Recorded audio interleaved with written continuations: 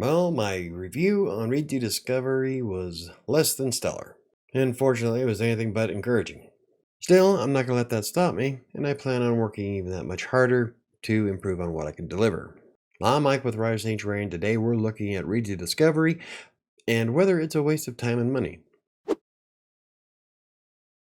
Now, before we get started, yes, I know it's taboo to pay for reviews. Most authors avoid this practice and let their reviews come organically.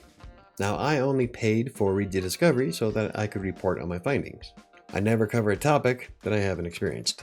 Needless to say, the review wasn't at all what I was hoping for. Then again, no one wakes up hoping that they have a bad review. Granted, I am quite new to fiction, but the review had me scratching my head in places. For instance, I have never been accused of having robotic characters. To the contrary, that was one of the most often compliments I received during the Reedsy Masterclass for writing a novel. A couple of readers even complimented how the characters felt so real thanks to the dialogue.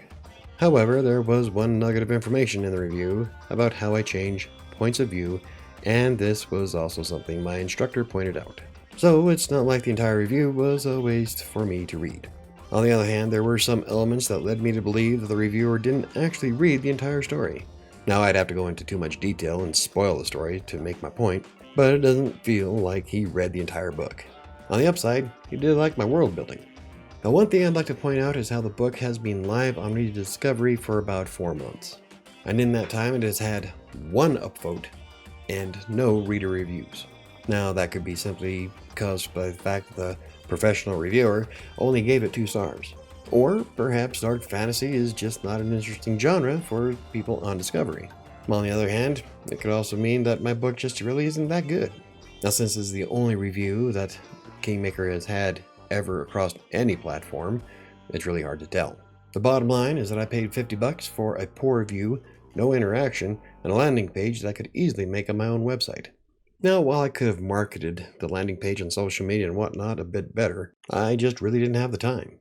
Besides, one of the selling points of Reedsy Discovery was getting the book in front of avid readers on the platform. It's all good though. I know I'm not everybody's cup of tea. Now, I'm sure that some authors and books have had some degree of success on Reedsy Discovery, and I've seen a couple of books that do have a couple of likes and some reviews. But in my case, it's highly doubtful that I will use Discovery ever again. That's not because that I'm afraid of negative reviews, but more of there was no engagement, and all the things that I did receive, I could do myself. Like the landing page, it'd take me maybe 20 minutes to build one in WordPress. Now, the most important thing to remember is that writing a good book is subjective. Not everyone is going to love your tale. There could be a number of reasons why somebody hates your book.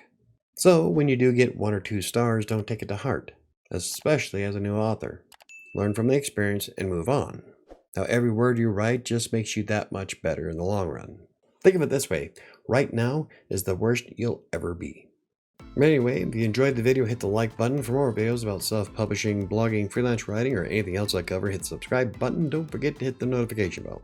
I think it's going to do it for me today. I'm going to go finish my next book. I'll see you next time.